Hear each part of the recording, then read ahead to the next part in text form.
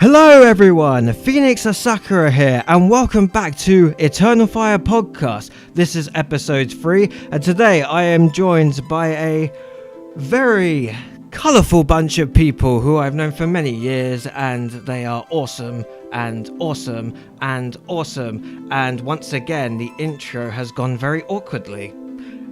Gotta keep the tradition going. Alright, so anyway, I'm going to introduce everyone this time. First off, our friends from America, Julie Jvernsings and Louise Lovely Maiko. Hello. Hello. And myself and Nizanator Adam from hailing from the UK. Yo. And to make things even more complicated in terms of time zones, we have Hilzabee, who is currently residing in Japan. You can imagine how awkward it was to get us all together for this one podcast. But we did it. We did it. We somehow pulled it off. I work nights as well, so that also didn't help. I hope I don't annoy my neighbours too much. The walls are quite thin here. Right, so the subject of this podcast, this is something I've wanted to talk about in the podcast for a while now, the Final Fantasy VII Remake. The wait for this, I have wanted to see this since I saw Advent Children all the way back in 2005, and I have wanted this remake, and we finally got it, eventually. Damn you, Square Enix. Especially for Kingdom Hearts 3 as well, we'll get to that another time. Yeah, completely different conversation. Yes. Okay, so this podcast, of course, here's your warning. This is going to be spoiler-filled, and we're going to be talking in depth about it. There's going to be a lot of comparisons and stuff that we specifically want to talk about, and I think that's everything. So let's get started. And I think the best place to start is a brief mention of the original. And I think the first question for everyone here, I think to start off with, is how were you introduced to the original game? Adam, Hills, Louise, Julie, and then me. So I first played this at a friend's house back when I was like 9 or 10 or something like that. Maybe even younger than that, actually. And I never played anything like that before, except for like Pokemon Blue and Red.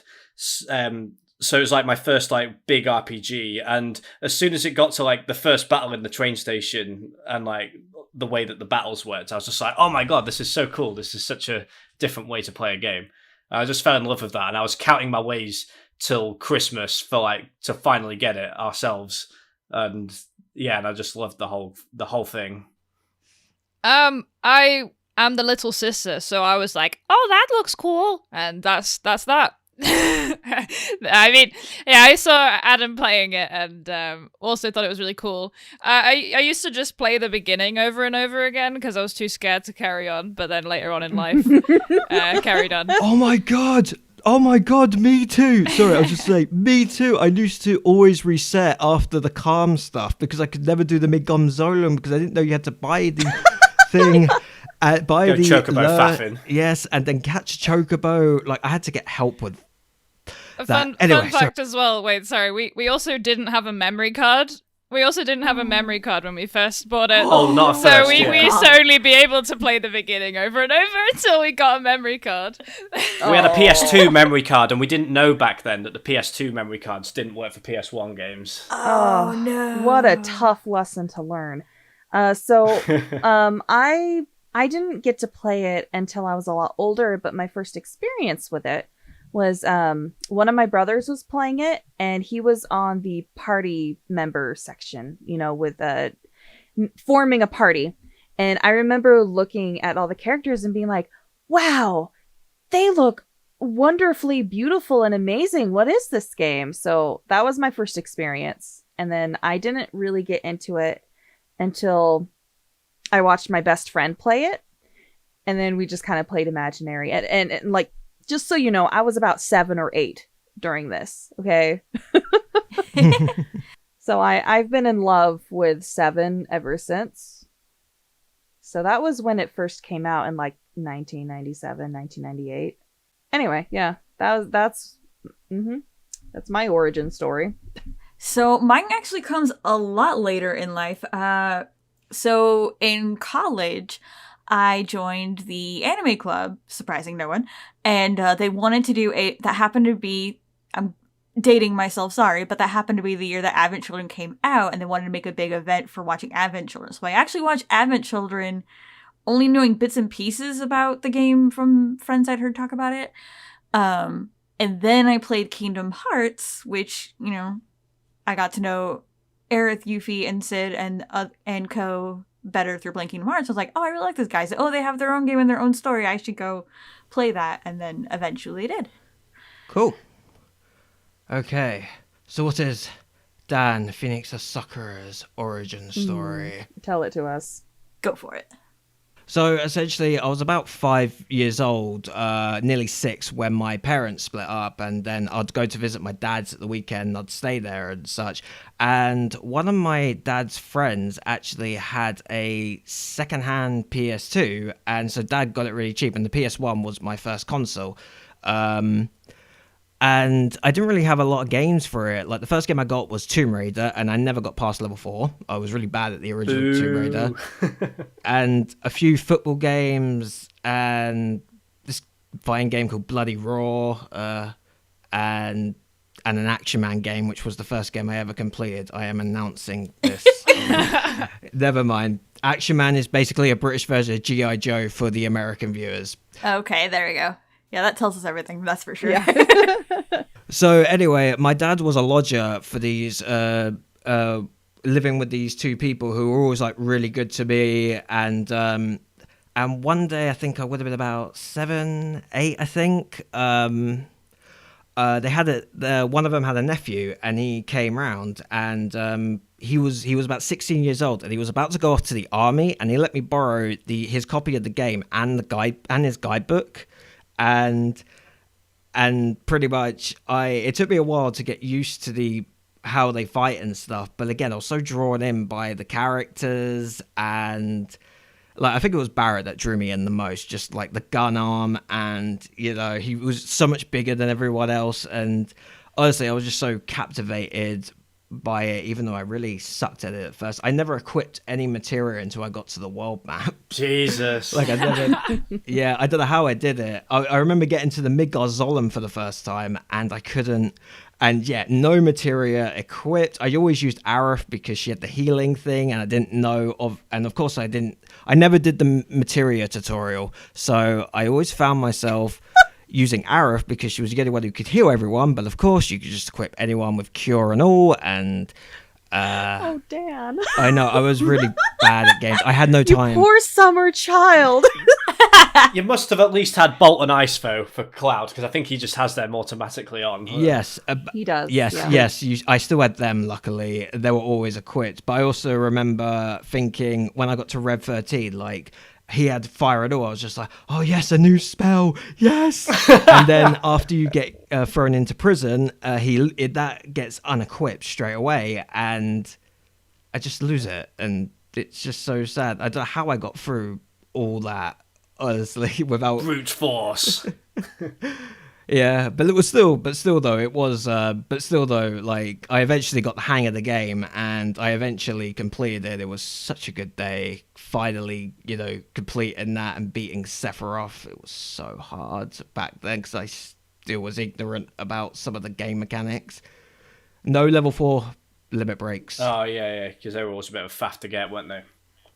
And no Knights of the Round either. Oh, that was super hard to get. You're not really expected to have that for Sephiroth. That's more if you want to beat Ruby Weapon and all that shit. Yeah, it's actually really easy to get. There's a tutorial where you pretty much just have to catch Chocobo at a certain location, fight around. I never did the racing thing. It's super tedious, but yeah, it's not actually that hard. It's just really annoying. Yeah, you can actually do it with Tifa. Like, I just did it with Tifa. Like, done. Oh, fair Done. enough. Maybe there's an easier way that I didn't know about to like do it, but yeah, I always remember it being a bit of a faff. So anyway, I think it's definitely safe to assume that we all fell in love with it and have probably been waiting for the remake for a long time. I'm guessing all of us have really wanted it for a long time. Mm-hmm. I feel like I'm the only one who didn't want the remake, but that's just because I felt like the original standalone Yeah. was Fair enough. perfectly fine. but I think I'm the minority on that. I did enjoy the remake though, so like I think, whatever. yeah. I was looking forward to it, but I was a little bit apprehensive only because I would have preferred it if they remade 9 or 6, because I feel like 7's already had enough attention as it is, and 9 and 6 are ones that I really feel could have benefited from a remake more, but I guess 7's more popular and make more money, so I would agree. I would agree with that. Especially, like, I mean, come on. The visuals in 6, we could have high-def version of a train getting suplexed. Oh god, yeah. Like, yeah, there's a lot of weird Square, stuff in 6. Give me the suplex train In high definition. in high graphics. As much as 9 is my favorite, I would prefer 6 only because the visuals in 9, whilst outdated, they still hold up nicely, and I just don't think you really need to do much of it. But 6 would really benefit from a remaster. I think it really would, and I agree with that. But of course, 7 is going. Of course, if you're going to do a remake project, start with your flagship game. You see if it actually is successful and if it's worth doing other ones. I think on that. And from what we've seen from critics and numbers, yes, it was a smash hit. It's one of the only games I bought on release, so if other people were in that kind of camp, then yeah, definitely would have helped with those sales. I got a deluxe version and birthday present early. Everyone just gave me money, I just wanted money for the deluxe edition, and yeah, it was worth it. I was given the game also as a birthday present because my birthday is in April, so when it released, it was April. My birthday is also in April, so it was my birthday present to myself. I think it's important, like, that it's such a popular game. Like, it's definitely, like, everyone. Well, when I think of people's favorite Final Fantasy, it's definitely the one that most people say is their favorite. So hearing that they were going to do a remake, it's like, this is really cool, but this could also be an absolute disaster because of so many people loving it. Probably. Yeah. So yeah, I kind of like agree that I didn't think it was necessary because the original's so good, but I was still like excited to see what they would do, and like when they released the trailers, it did look really good. So I'm glad it actually turned out to be good. Yeah, me too. Like, there are some hiccups in the storyline that I find really weird additions, like the fate ghosts. Oh yeah, I hate them. I hate the fate ghosts. Me too. I think they were absolutely unnecessary. But like, I really liked the nods to their original ideas. Like, same. Huge spoiler alert, when Barrett gets stabbed, that was an homage to one of their first ideas of Barrett being the one to die. Oh, okay. So I found like some hints towards that were very interesting. Unnecessary, but interesting. What other aspects of the story did you guys enjoy? We transitioned into the story part very nicely. You're welcome. It's hard to decide because they... Yeah. Wow, Dan. Ruin the magic. Okay, so I guess for me with the story, things I really liked was... I think I really liked the expansion of Amira's flashback and stuff. You know, how she met Aerith and everything. I thought it was essentially the same, but there was a nice little expansion. It plays out better in this version than the original, I think, because they have to use a lot. There's a lot of limitations that stop it from like really being as heart-wrenching as it could have been, that I think this game takes advantage of a little bit more. Like, maybe. Yeah. Well, they essentially condensed, 5 hours of gameplay into, stretched it out, into about 30 hours at minimum of storytelling. Yeah, and it stretching it out also allowed them to flush out certain parts, like having the party player, the party player walk through the destroyed Sector 7. Yeah, definitely. And hearing all of the background dialogue of everybody crying and worrying, and that was intense. Oh, yes. That was one of my favorite sequences because it gave you such huge gravity towards all these lives that were destroyed. Whereas in the original, it was just now an area that you're aware people died, but it's just this blocked off area now. Yeah. I liked the addition of you seeing like what was going on with the Shinra employees a lot more as well, like Heidegger and stuff. Yes. I don't remember that being a thing. Sorry. I don't remember the original as well. But yeah, I don't remember that at all. It was really like interesting to see that. Heidegger doesn't show up until you get to the building in the original. So yeah, having him featured early was a good way to like start building up. Oh, this is the guy who's in charge of like all the weapons stuff. Yeah. No, that's right. Hold on. Heidegger first appears actually after Don Corneo sends Cloud, Aerith, and Tifa down the sewers. Then it switches to the Shinra building and then the sewers. That's right. Yeah. And yeah, I remember now. Yeah, they managed to flesh out those characters quite nicely. I liked the more of I like the fact that Rude's got a boss fight as well because he doesn't get a boss fight that early. That was such a highlight. Oh, I loved the early edition of a Reno and a Rude fight, but they were separate. Yeah. So you got to test their limits. So like when the sequel is obviously going to come out and you have to fight them together. Oh, that's going to be so fun. Absolutely. I'm everything with the Turks, I was absolutely in love with. I lost my shit when Sung came in because he's my favorite Turk. He is really cool. Yeah, they did a good job with his like redesign. Like, definitely. Mm-hmm. Yeah, he had so also much. enjoy. Sorry, you go.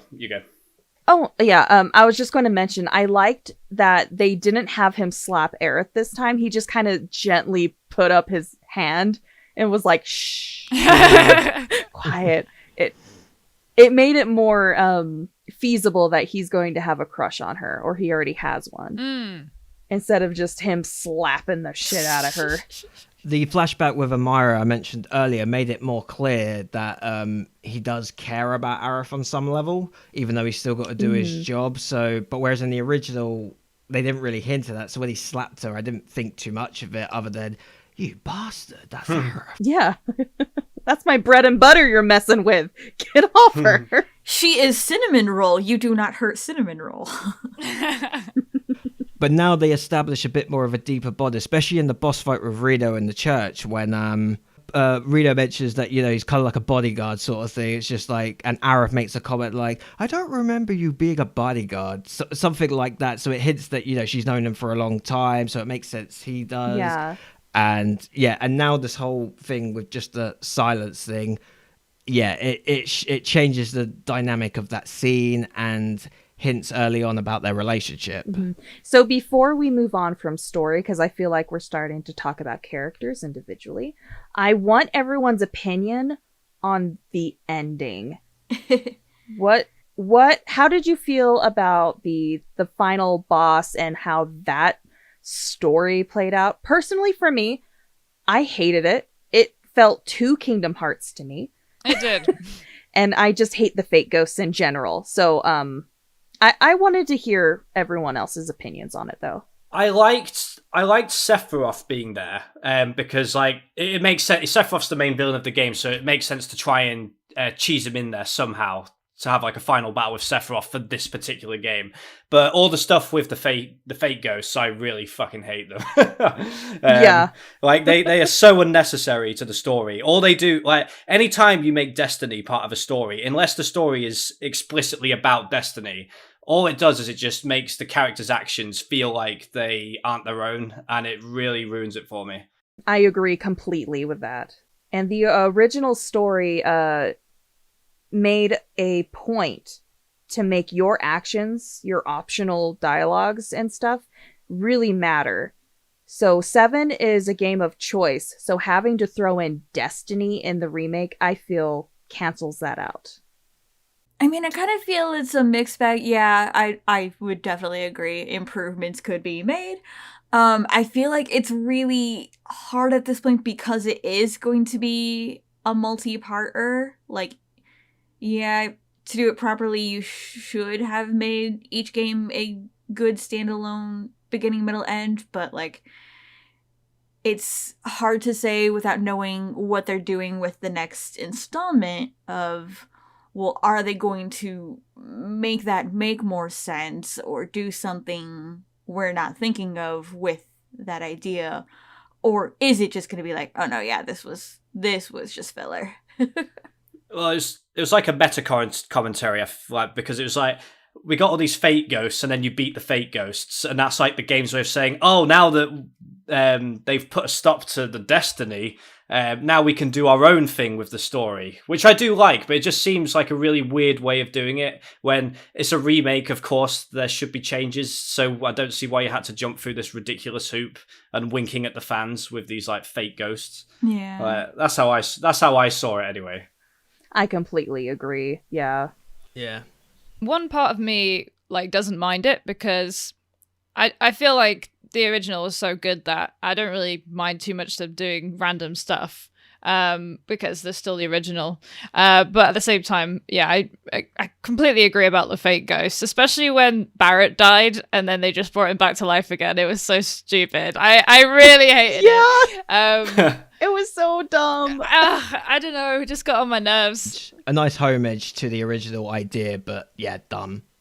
I actually didn't know about that, by the way, so thanks for bringing that up. Yeah, of course. Yeah, I like the fact that it made sense in a way, but yeah, I just very quickly, I think that the ending was a little strange because I think, well, they're leaving it in a place where, like, potentially there could be choices where, like, Zach's still alive or, like, you know, someone else is going to die instead of Aerith, potentially. Like, so it's all a bit like, wait, okay, so we're really not going for a remake at all then, potentially, for the next few games, despite this one being really, really close but padded out and then just very strange at the end. So I'm a very, like, what the hell are they doing with this? But I don't really mind it, if I'm honest.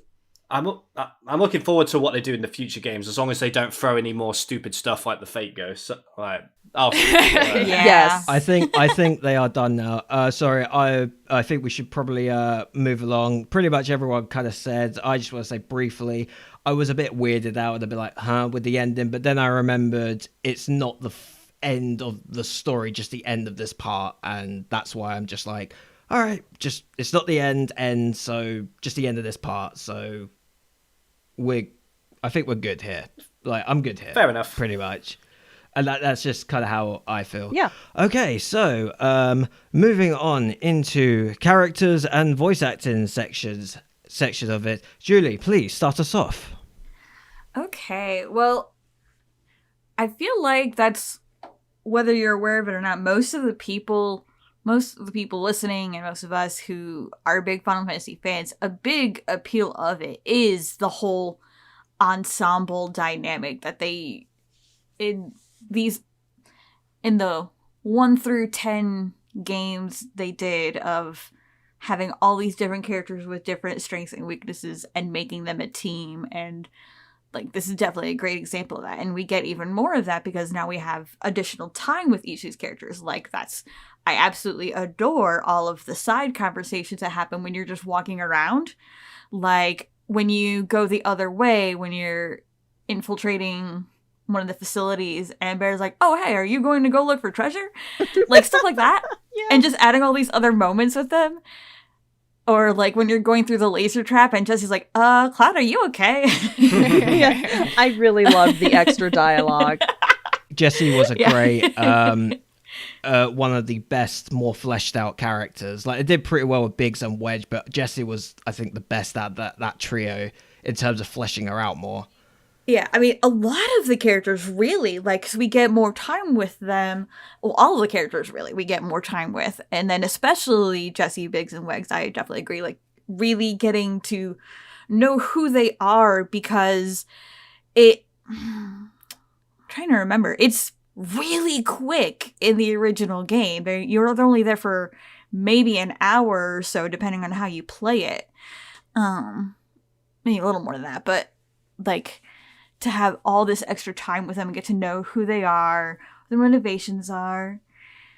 Wedge has cats and stuff like that. Yes. It's so good. Wedge Wedge is a cinnamon roll, and I will protect him with my life. Absolutely. Did anyone else get a bit like weirded out that he sounds like it's the guy that plays Badger from Breaking Bad, and that's all I could hear every time? A little bit. I recognized him straight away. He was the only voice actor I didn't like that much. I've never seen Breaking Bad, so no, that didn't bother me. Me neither. I recognized him straight away, but when I heard it, I was just like, "Oh, it's Badger. Yeah, that works. Okay, I'm good." That was it. What's even weirder is how Biggs looks like pretty much Charlie Sheen from like Hot Shots 2 when he parodies Rambo. Holy shit! Yeah. I was thinking he looked like Flynn Rider from Rapunzel. That was from Tangled, excuse me.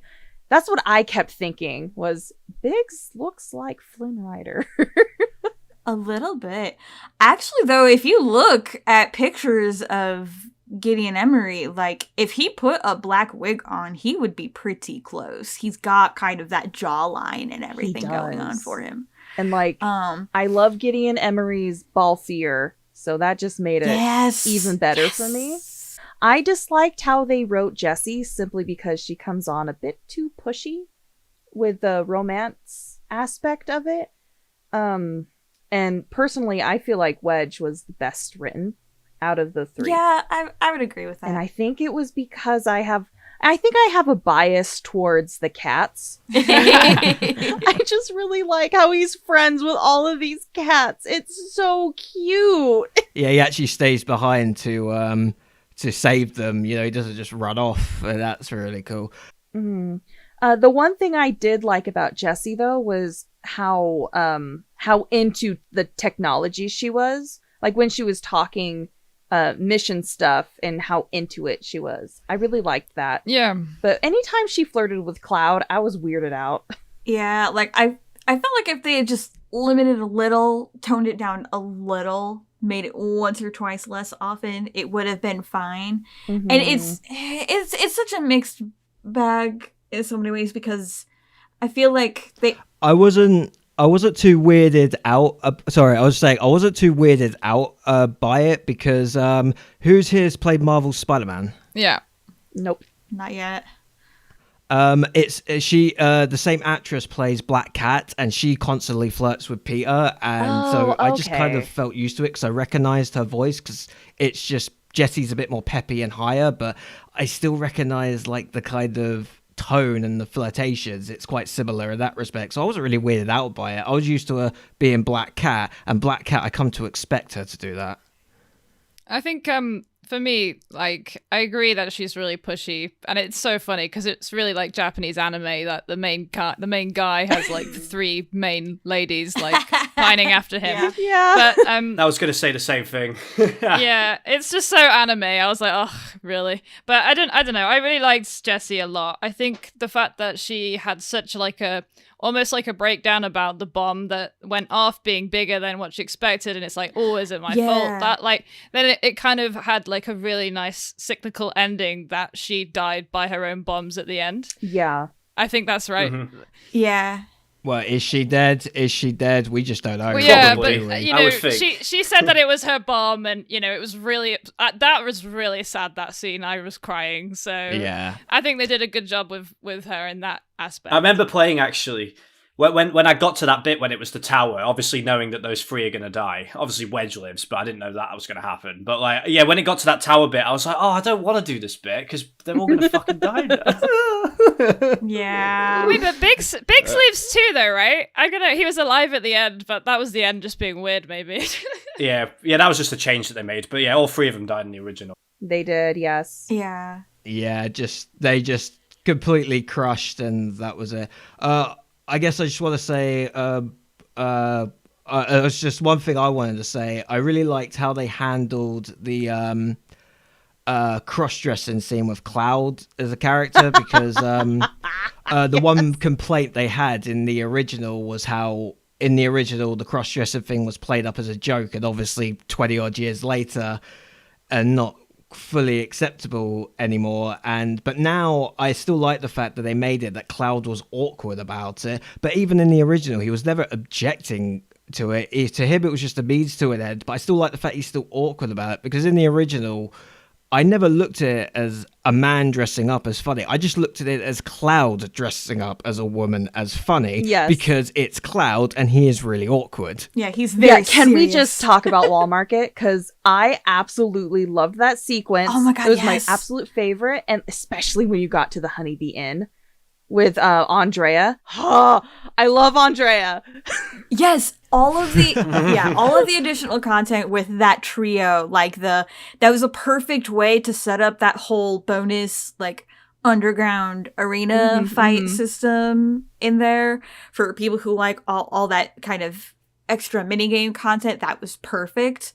And they're all like back to sort of leaping over into all the voice acting discussion was like they're all very well acted, especially Andrea. Like it was the perfect capsule character is not really a term, but it's like the whole like, okay, this character is going to be here for 5 minutes, but they're going to be 5 spectacular minutes, and it's going to feel okay when you move along and let them continue their fabulous life. Oh, and then having Koch and Scotch of all people being announcers to this underground fighting arena. Yes. I loved it. And then they also had Big Bro. I wasn't sure how they were going to do Big Bro, but he looks amazing. He has a full, like, beautiful makeup on, and I love Wall Market so much. It is my favorite place. They absolutely nailed it. Yeah. Yeah.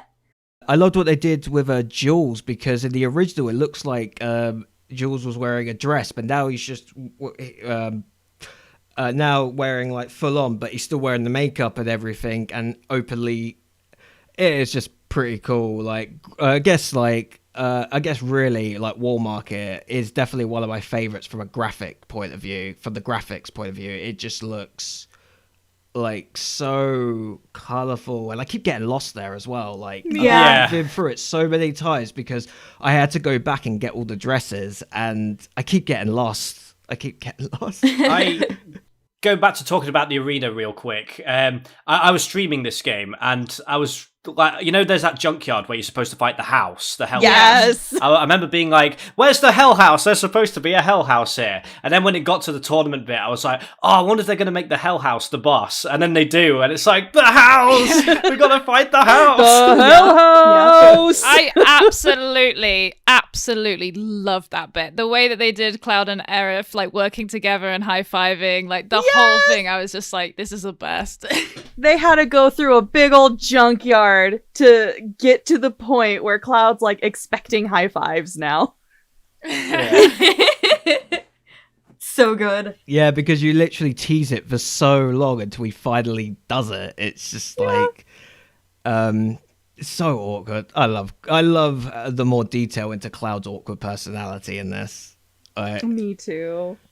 Definitely. He's my boy, and I love him. So to talk about the whole situation with the voice actors for a little bit, like there's a lot of back and forth in the fandom about how they're recasting everybody, but why? And like I get it, obviously everybody who was cast in Advent Children also did a really good job, but I feel like this works because as we're showing just now, talking about like, he knows Breaking Bad and I don't, and I know a lot of John DiMaggio's work, and maybe not everybody does. So like we all have some actors in this who are completely new to us, so it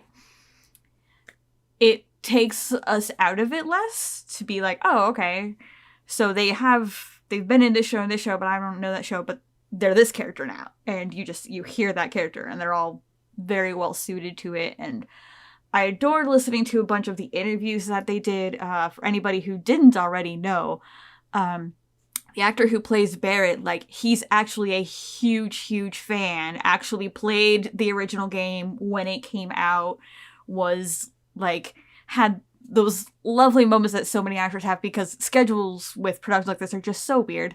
So it was, like, months after he did this audition. He was super excited, and he's like, I didn't get it. And then he finally gets the phone call. And I love stories like that. And the fact that like they all sort of had to audition for the Japanese studio as well, for like they were all like approved of by the Square Enix crew in Japan, because that's how important this title is to them. So to be an actor and have to go through all those extra hoops and still be so excited and still bring so much to this project, like, shout out to all of them for that. I was going to say very briefly, Brianna White, who played Arif, who is the one replacement I was so happy with because I didn't like Mina, whatever her Mina name is. Mina Suvari. And Andrea Bowen. I didn't really like her either, but yeah. Continue. But she does she's done a few playthroughs of the original where she's played the original game, and the actor for Barrett is sitting there with her, and they're kind of like discussing it, comparisons and all that stuff. Yeah. I guess for me personally, I wasn't really upset. I was mostly happy with it. I didn't like Red 13, for example. He literally has, out of all Dirge of Cerberus and other titles, he literally has one speaking line in Aberrant Children right at the end. So for me, the new one is a massive improvement because he had more than one line, and he grew into it quite nicely. All right, I guess we should probably move on to graphics. Hills, you want to take us off with this? Yeah, I mean, one of the things that we can segue into it is that it's really cool that there's both mouth animations for English and Japanese, because of course there's going to be a lot of people playing it in English.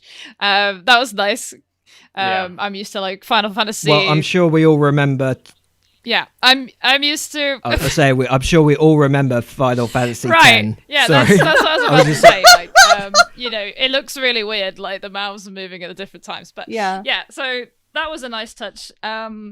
I think the most important thing for me about the graphics was that we're all in, it's Midgar for the whole game, right? So I was expecting it to be very dull, the slums and all that kind of thing. But they did such a good job of like keeping the style, so you're still in the same place, but then adding in like really cool pops of color when you go to Walmart and then Wall Market, sorry, and then the Shinra building. That was really, really nice there. I thought that the way that they did the Shinra building was really cool. Oh, yeah. The Shinra building was so sleek and cool on the inside. I really enjoyed that. Yeah. As everyone, I was saying, like, I'll get back to that. No, you can go if you want. But yeah, I was really impressed by the graphics too, especially the whole like, now that we have some upgrade technology, like there's no loading screens or having to like fade to black and then do this. It just keeps going and it makes it all the more immersive, and like I feel like having the upgraded graphics really makes you think about what was going on more in depth than I did when I played the original. Like the whole bit where, oh gosh, I'm silly. What do they call them? Those whole things where they have these giant lamps that are basically, that's where all of the light in Sector 7 and there comes from. And you're like, oh my gosh, this is insane to look at. It's so good. Oh yeah, I like those added additions to flesh out that world were fantastically added. Like there were so many small details that they didn't have to put in, but I appreciate that they did because it made the world seem more real. Absolutely. I love the addition, like, even though you can't really do much from a gameplay perspective, when you're actually taking the tour of the Shinra building and you're getting all the behind the scenes stuff, then you get that graphic of Neo Midgar and stuff, and it's like this big white building. It's just like, whoa, that's how they envision it. It looks freaking amazing. And then of course, the kind of like homage to Meteor coming and stuff, and Sephiroth appears and all that. It just that bit graphically, I was really impressed with that. And when the summons also appear when in the forest area as well, like that was one part that stands out to me that I thought graphically was really good.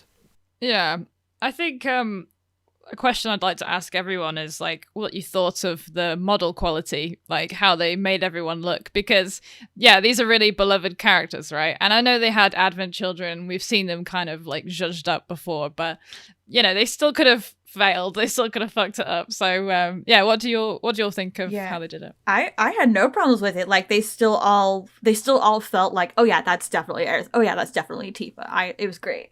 Yeah, I thought they were all really good. Not only did they all like fit their character like pretty much perfectly, but just the amount of detail was like great as well. Like Cloud's like little freckles and stuff like that. They just like really help. Like just like make you immersed with that character because they look more, well, maybe not realistic exactly, but something that's a lot easier to empathize with rather than like the spirits within movie level of CGI, which was good for its time. Actually, that CGI is good for its time, but obviously it's dated now.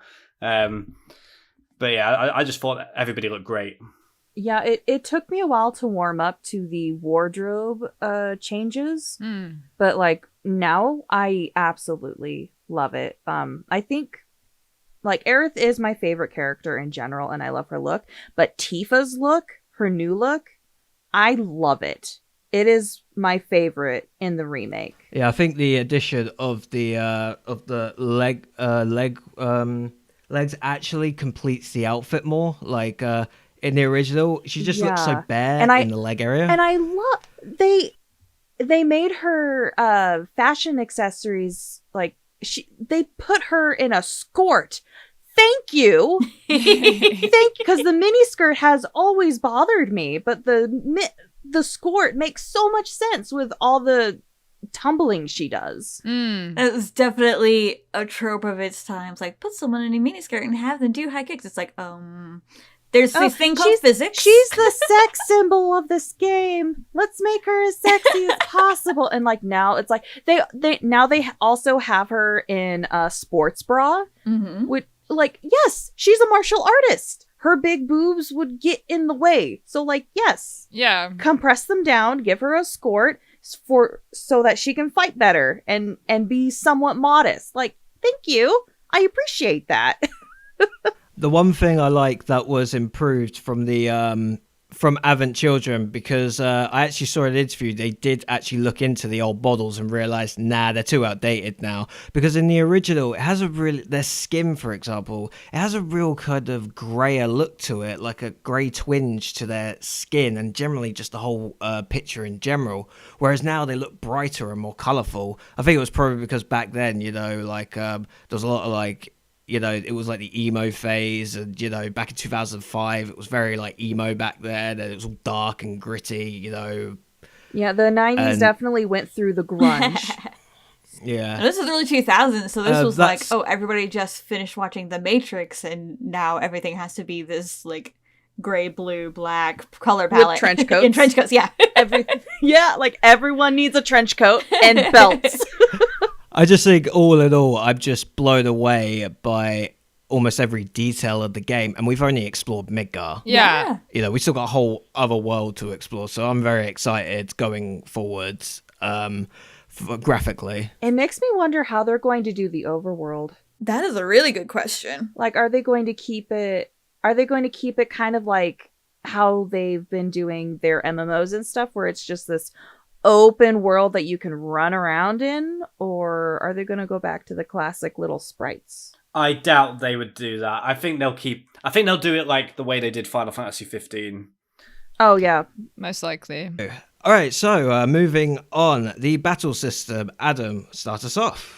I really liked how it gave you options to how you wanted to approach the combat. So you could either like try and brute force your way through it, and then like just block like the major attacks, and then like dodge stuff, and then just go in and like hack people. Or you could like memorize whatever you did the macro system, like so like the L1 and the buttons.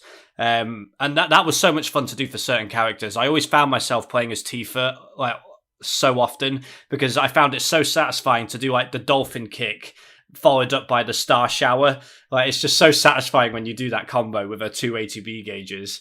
Star shower! And then you could like switch to Barret and like keep your distance and like just cast spells, and like I just really loved how it gave you options, and everything just felt so satisfying.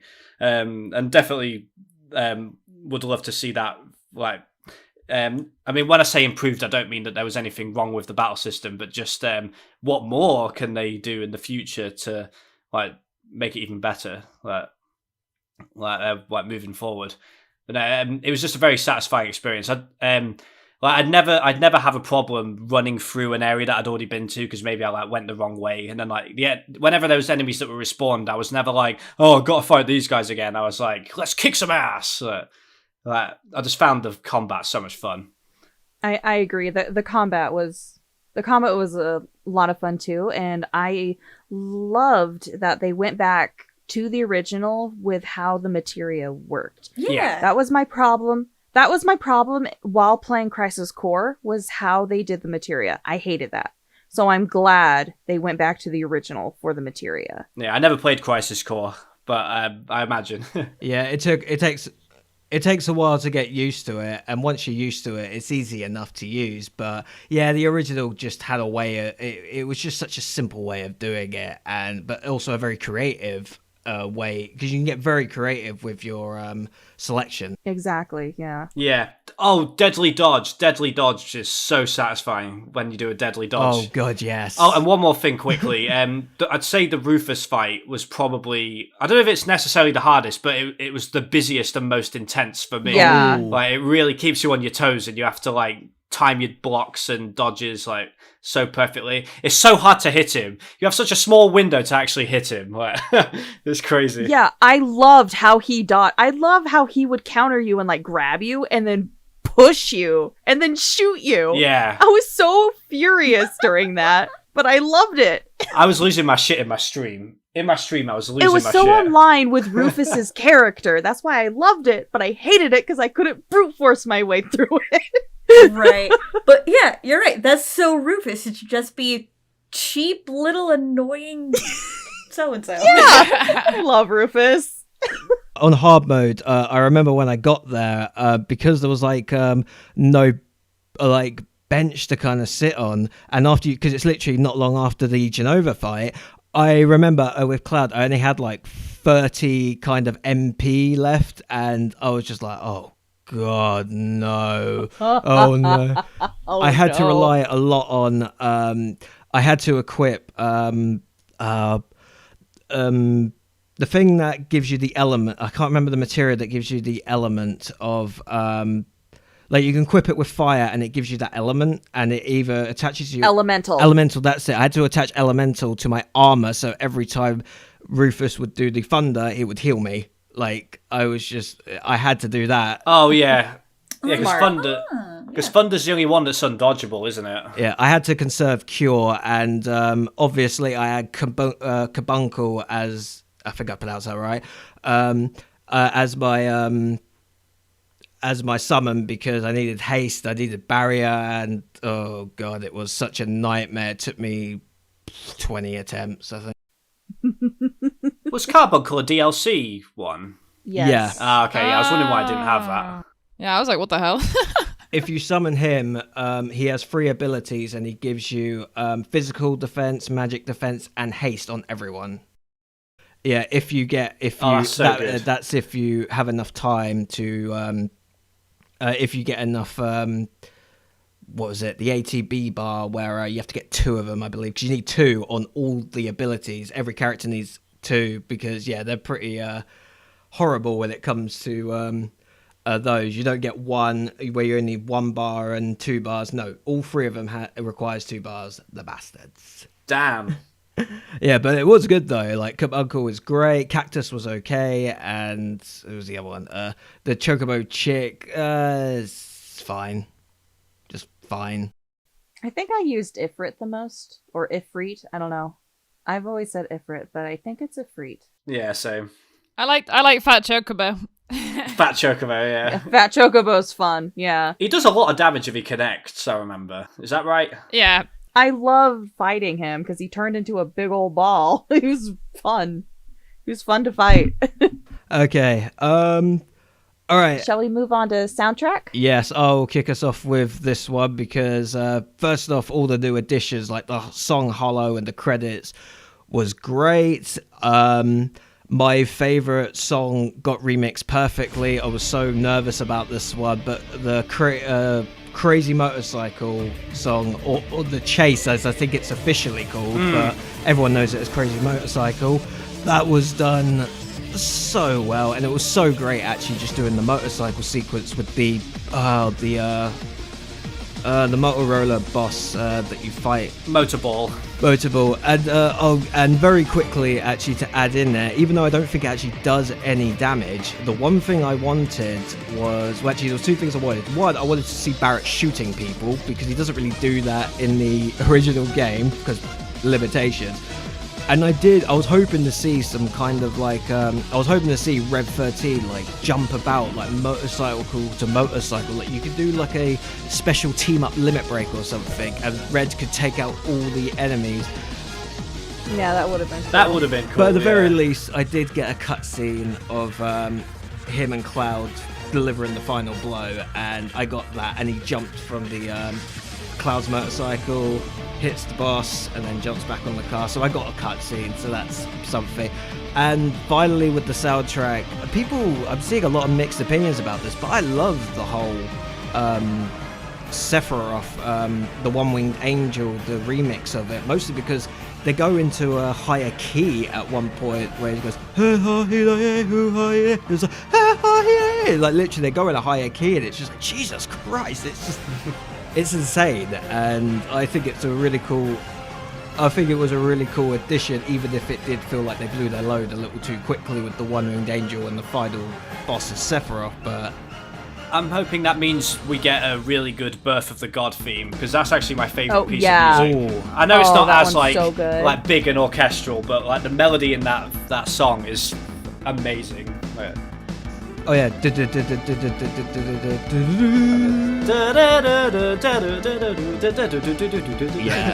mean, the way they translated the well-loved MIDI into what they did, because like, yeah, just hearing you talking about this stuff, like, oh, it was so good, but like, yeah, it's just MIDI, but like, it was so good, the original music, and I still prefer some of it. But I feel they did a really good job with the soundtrack now. Yeah, the composer's a genius. To go quickly back to what Adam said, Birth of a God sadly does get overshadowed by the first boss theme in the Final Fantasy series that actually has lyrics. It's naturally, it's probably no surprise it got overshadowed. Another new addition that I really liked was Midnight Rendezvous, when they're traveling to the Sector 7 gate. That song that plays when they're underneath it, that was like a new one, and that was a really nice tune. That one's actually a synthetic remix of Interrupted by Fireworks.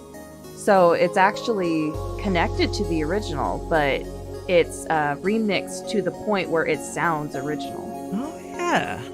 Wait, isn't that the one where it goes da da da? It's a da na na na na na na na na na na. So like, if you're listening really closely, you can kind of hear those notes in that Midnight Rendezvous. Oh, I thought you were talking about the one where it's like Cloud and Aerith going through the tunnel, and it's the old like.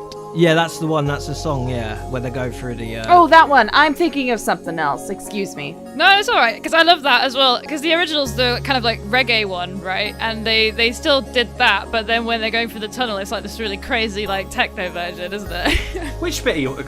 Can you hum the tune? Because I can't think what you mean. Well, the original's the one that goes da da da. Dum, da, da, da, da, da, da. Yeah, I really liked that one. Yeah, isn't that Wall Market? But it's like before. Yeah, it's Wall called Market like. Wall Market is more like. Yeah,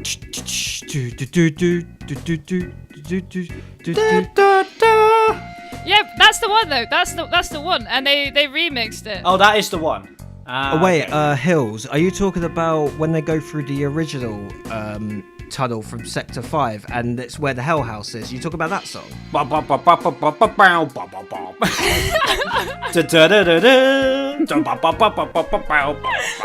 god. No, it's not quite like that. It's a bit like a. No.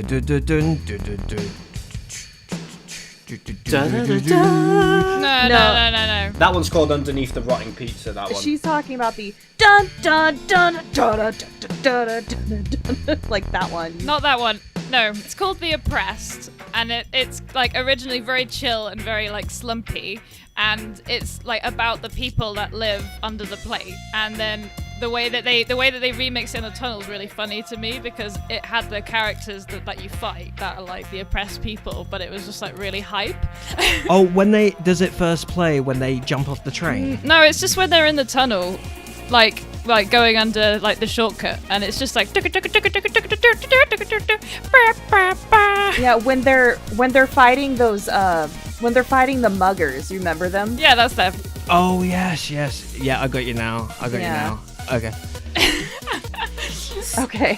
Side note, that's one more reason to look forward to the next installment, because then we'll get to hear what they do with Gold Saucer and Costa del Sol and all that. Yes, I did love the fact that for all those amazing pieces that aren't going to be in this game, they still had the jukebox element though. Those like versions were so nice. Yeah, I love that. Oh yeah. Yeah, the little jukebox versions, they were pretty cool. Yeah. Oh, one quick music bit as well that I just remembered. There's, I don't know, maybe it's only me that like thought it was great, but there's this bit where when you're climbing up to the Shinra building, when you're doing the plate, like going up the plate and stuff, like there's this like really epic like music when you're fighting the heli gun. Like it's like the remake of heli gun because they put those two bosses different to each other instead of having them the same battle. And like, it's like this is like it's like, oh shit's going down. And you're fighting the soldier third classes at the same time as like that battle, I think. I remember that bit of music just got me really hyped. It's like a really good battle, like a really good music for like the battle, like momentum kind of thing. I mean, the game. That's a shout out to that piece. The game won music, like best music, didn't it? Yeah, well deserved, I would say. Yeah, like what they took of the bare bones MIDI and then made it into something glorious. Without losing the melody either. Yeah. Because it would have been easy for them to like just cram so much orchestra into it and like lose like the essence of the pieces, but I think they managed to like keep them. But you know when you listen to like a YouTube remix and sometimes it's just too much going on. Like I think they managed to avoid that really well. They managed to keep like the melody punching through still on a lot of those pieces. Yeah, it sounds updated, but it's still recognizable. That's what's important. They definitely did a much better job than they did with the Final Fantasy X remastered versions of the songs, because some of those worked pretty well, I thought, but I do agree some of them were a little bit stupid. Well, it's just the one thing I really missed from the original.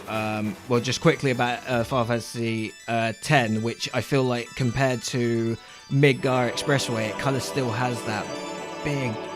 It just has that big epic feel and that build up and that epic feel with the guitars and stuff for Midgar Express.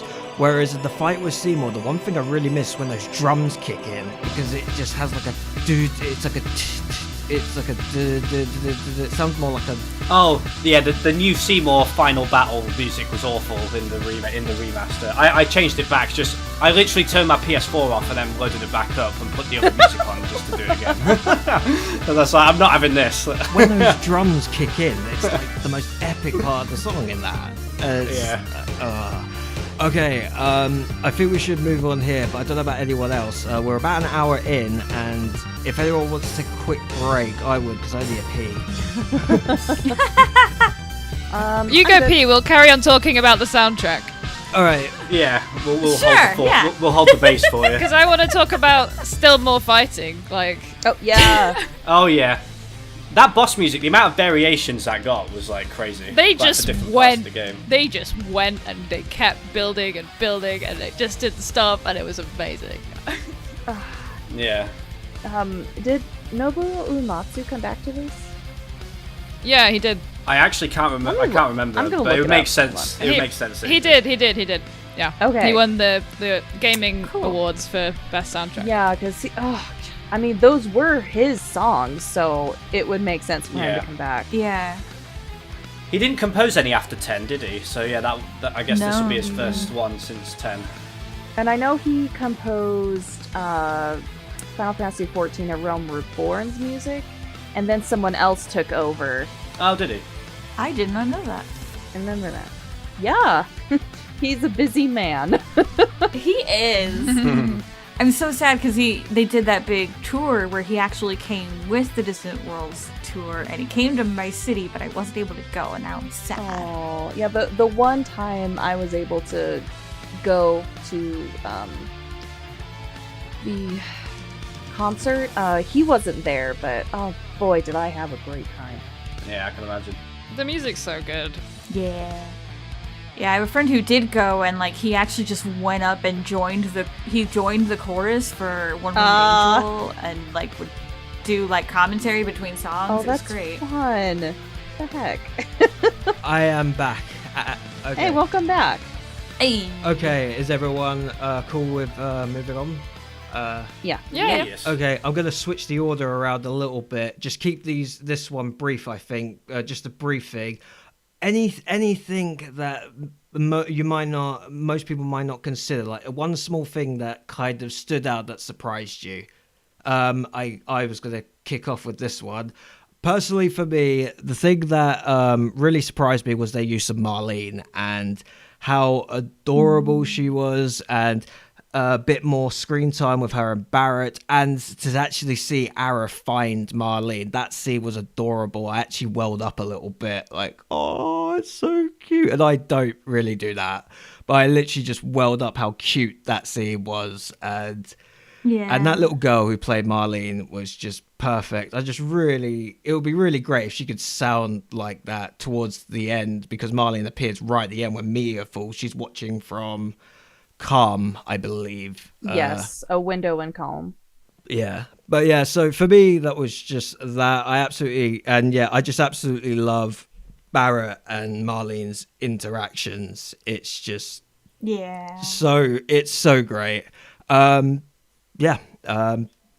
Mine will be quite quick because I think we already touched on it before. But when the mission where you're with Jesse, Biggs, and Wedge going to the top of the plate, just because it was nice to see the top of the plate, but not from like the Shinra building perspective.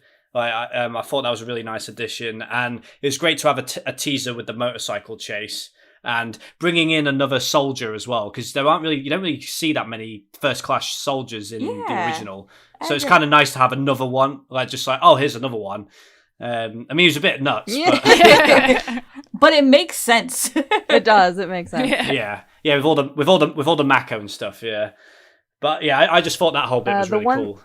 Okay, So yeah. The one thing that stood out to me was the use of Hojo and the extra scene they gave us where he's being very creepy towards Aerith.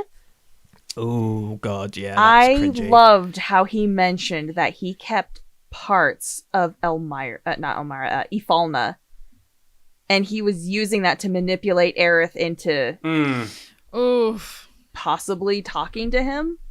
Like, you could see it. He knew how to touch all her buttons, and that creeped me out, but I loved it. Yeah, that was so powerful when she like exhales after he leaves. Like she's really trying not to break. Yeah, that was so good. Yeah. I think we kind of touched on mine too, because it's just the whole of, and I feel this really should be the goal of any of these games where they're remaking a game from a time where graphics were simpler. It's just the getting the fully voice acted emotions and getting the fully 3D modeled settings and facilities that they're going through, and getting the full scale of it, of what was really going on that could only be sort of hinted at with the graphics level of the original game, was like, okay, yeah, it made it. People always say cinematic, and I feel like it's accurate, but just like, yeah, just the scope of it, yeah. For me, like, it's a bit weird, but I really like the way they did Wall Market, and in particular the Honeybee Inn.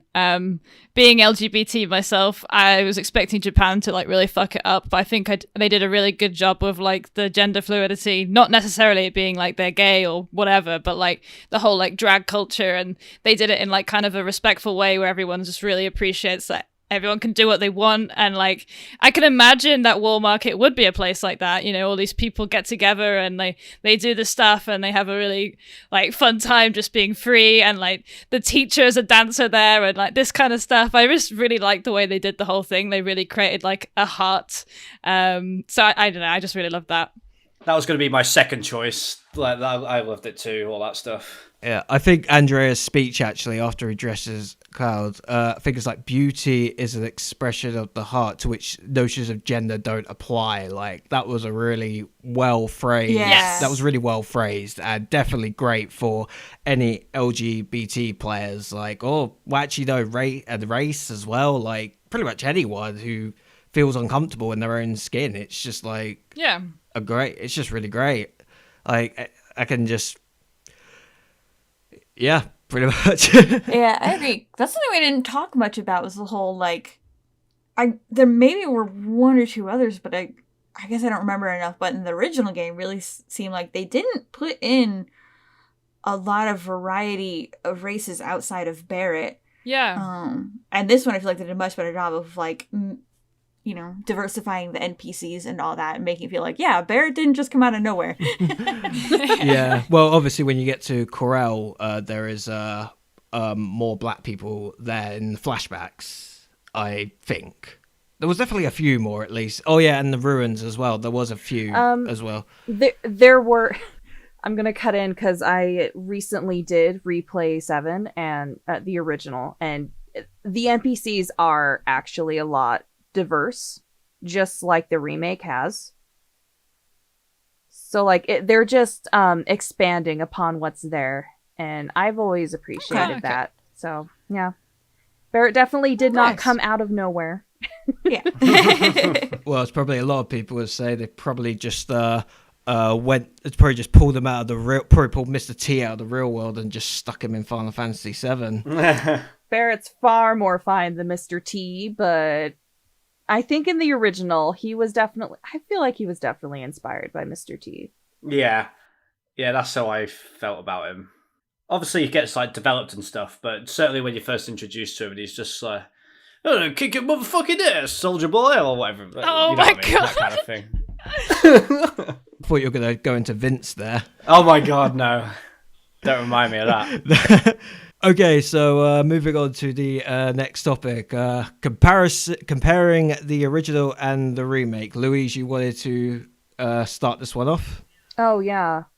Yeah, because while it follows the same storyline with the same characters, the remake does take what was originally there and run away with it. The one thing I mentioned before was that the original was all about choices. Like you could choose who you dated, you could choose certain dialogues, and it would make a difference. But in the remake, they made it more destiny involved with some choices. Like you could still choose who you got a secret scene with or something like that, which I found interesting. There's a lot more, but we are kind of running low on time, so yeah, we're running over a bit. Yeah. I think we've talked quite a lot about comparisons in the beginning, so I don't think I really have much to say. Like, yeah, I feel like we kind of have we haven't really, we kind of like really kind of done that when we mentioned voiceover, haven't we? So yeah, I just think... Yeah, because that was the big thing for me, what I already said about how, like, we get more time with all these characters and get to hear their emotions in these actors, and that's a big thing. One thing I did want to mention was how drastically different the train graveyard scene Yeah. was. Oh, yeah. Yeah, they did a good job with that.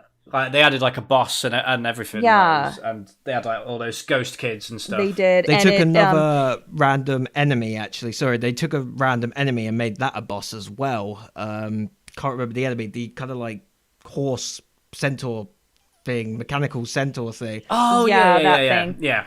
One of my favorite things about that was that we got to explore more of Aerith's special abilities, whereas in the original she was hiding them as much as possible up until the Temple of the Ancients. So it was really nice to see her touching upon those a lot more, and having Tifa and Cloud really understand that she is different. Yeah, you're right, actually, yeah. I also loved that they added Tifa being absolutely terrified of ghosts. Yeah. I thought it was so cute how she was hiding behind Aerith. and Aerith was protecting her. I loved their friendship. And then they link arms with Cloud. Yeah. They were always friends, but like to see it so fleshed upon, like, Yeah. it's so great. I love it. One day we have to go shopping. We'll make Cloud carry the bags. Yes. That was- Cloud just goes along with it, like, what? that's actually a very that's actually leads into the next part, because I think we're good there. Things we'd like to see in future parts, like just this one quick thing. I think when they get to Costa del Sol, I could actually see a scene with everyone goes shopping for like bikinis and swim shorts, and I could just see Aerith and Tifa actually going shopping there, or Gold Saucer, and actually making Cloud carry everything. Like, I would love to see that. just anywhere. But in terms of what I actually wanted to say, things I'd like to see in future parts, I just want to see Barra and Rev 13's personal parts of their story, where you get their backstories and stuff. I'd just like to see that more in depth. Like, for example, I'd like a visual of seeing Seto, Red's dad, turned into stone. Like, I would actually like to see him fighting them off and everything. And with Barra, after, Dime falls and the place is like burnt down, I just imagine a scene where Barrett just kind of walks into Corel, just looks around, and he's just lost all hope, and it's all completely silent. And he's literally just lost all hope. He just doesn't feel any hope anymore. Then he hears a crying baby. And then that kind of snaps him out of it. He rumbles through the wreckage. He finds baby Marlene, and it gives him hope again. And he starts his journey probably to Midgar at that point. That's something. That's a very specific pitch. Yeah, you're gonna make me cry, Dan. But yeah, I would love to see that. Yeah, I've kind of Too. just imagined that scene, and I just really see it that way. Like, Marlene is the one he's really doing this for. Marlene is the one who gives him hope. And I could just see him losing all hope after, and then finding, but then he finds Marlene, he gets his hope again and his will to continue, and that's something I'd just love to see in future parts. I'm looking forward to like changes. Like, I'm looking forward to seeing what the changes in the story that they're obviously going to go for are going to be, and but. And hoping that they don't make it too convoluted or anything. Like, just keep it simple. Like, don't have any of this fate ghost stuff. Like, just tell a good story. Yes. I think that is actually done with when you look at the way it ends, though, because, they kind of like defied fate and changed everything, as the way they kind of say it at the end. So I think the ghosts are actually done with. Yeah. I think. Well, I didn't mean the ghosts specifically, but I just mean don't have anything like that again. Just stop this Kingdom Hearts bullshit. Like, we really don't need it for this game. But, Yeah, like, this is Final Fantasy. Ugh. You're getting me in the heart because I'm a big Kingdom Hearts fan. So, like, I'm aware of its flaws, but I am a big Kingdom Hearts fan, so. I like the games, but the story's a mess. Like. Yeah. I would like to see them separated, keep Kingdom Hearts in the Kingdom Hearts corner and Final Fantasy in the Final Fantasy corner. Yeah. That's what I mean, yeah.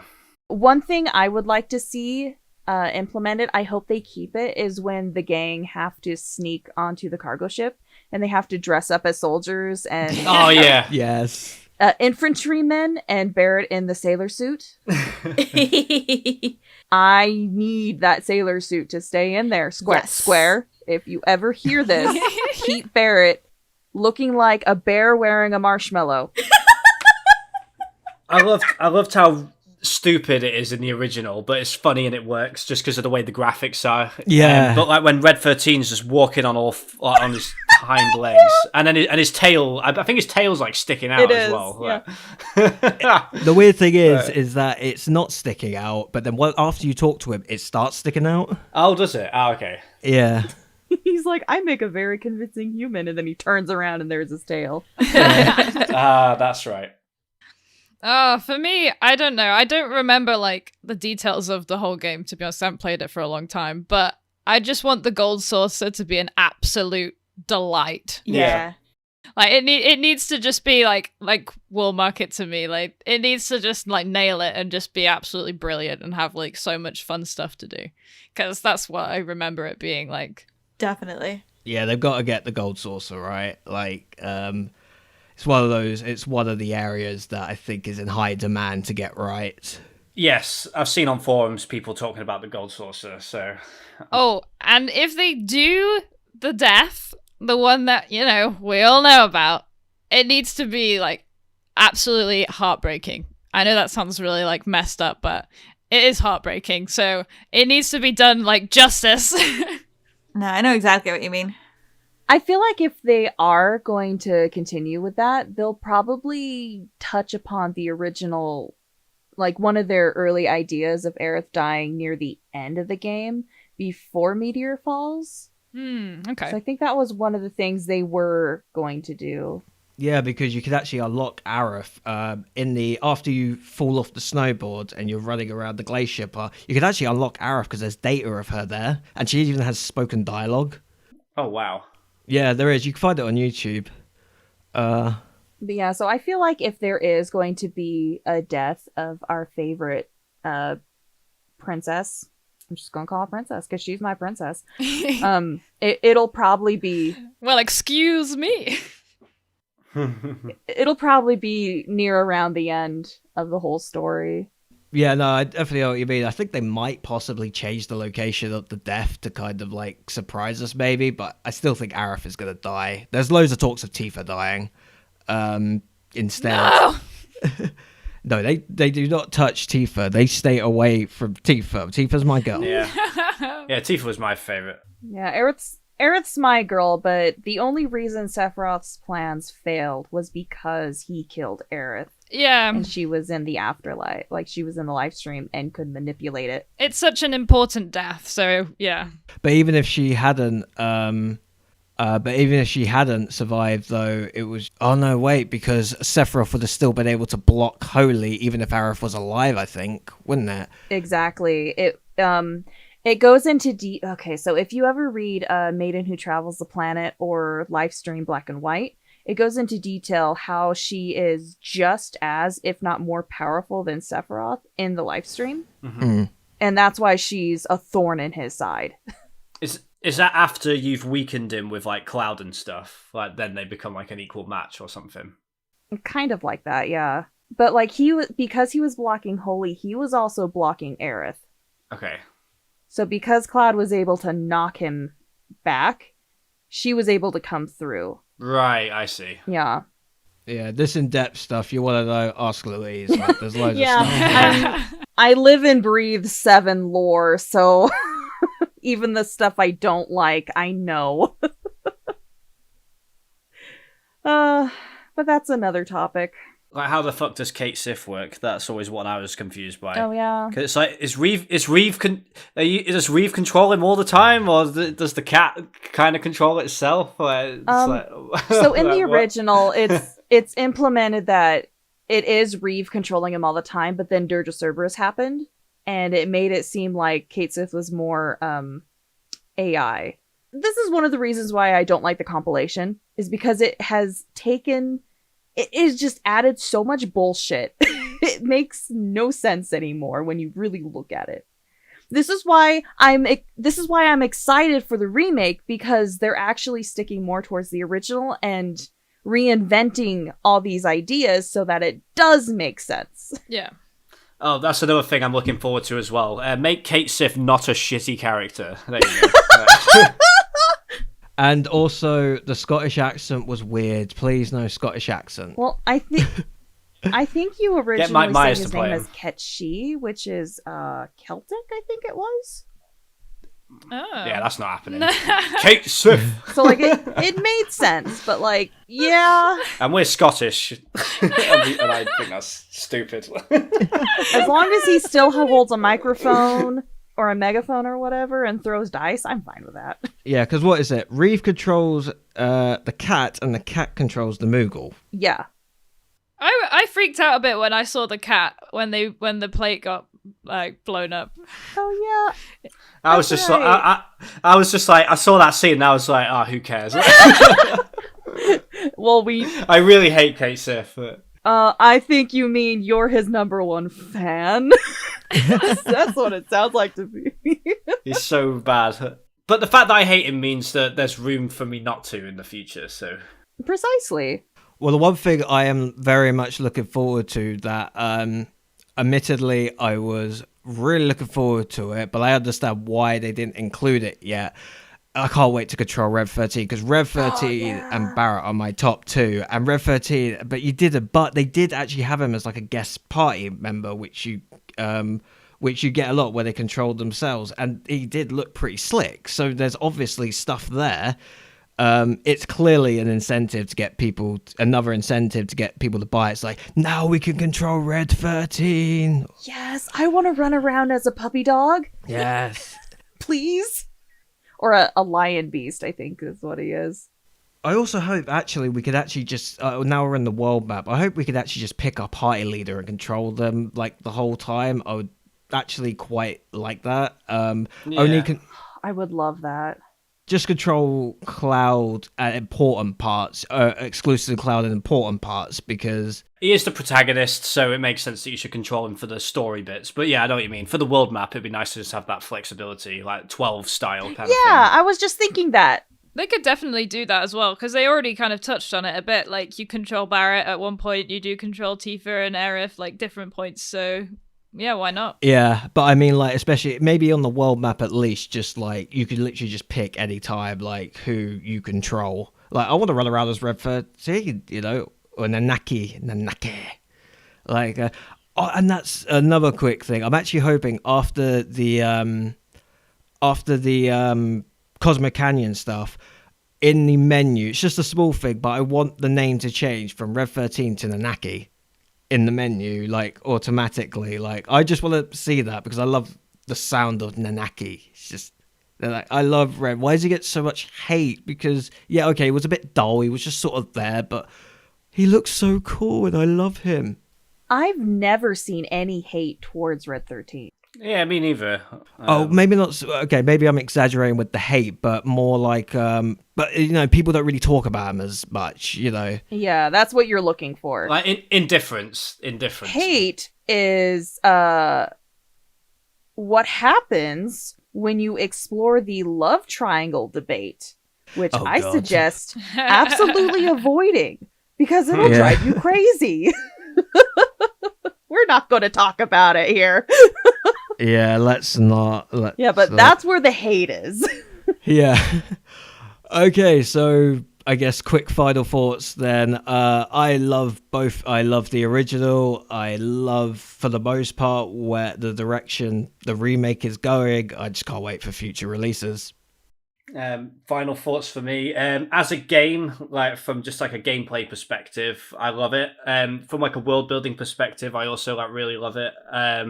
Story and like that's where it starts to fall apart a little bit for me, but not in any major way that like really ruins the experience. I still think it's a really great game, and I hope that they improve on their mistakes and like listen to the fans, because I think a lot of us have the same gripes with like, and we've already talked about it, so I won't go into any detail on that. But yeah, overall, really good, I think. Same here. I still think the original game is superior between the two, but I still adored playing through 7R, and I am looking forward to new installations. Yeah, basically what you guys have said. I really loved it. I fell in love with the characters all over again because they really zhuzhed it up and they really padded everything out, so I really liked it. Yeah, I hope that they don't ruin the story. Yeah, fingers crossed. Well, like I said, it was just the end. It was just the end of the first part, really. That's all it was of that story. Let's just see when part 2 comes out. Okay. All right, everyone. Thank you for listening to this podcast. I hope you enjoyed hearing our opinions, and please comment below if you disagree with anything we've said, or if you want to just talk about something else that we didn't mention. I have been Dan Phoenix Asakura. I have been joined by Louise Lovely Maiko. Bye. Hilzabee. Thanks for listening. And Nizanator Adam. Bye. Thanks for listening. I've been Julie's Jvernsings. Good talking to everybody. See you in the next one. Bye. Bye.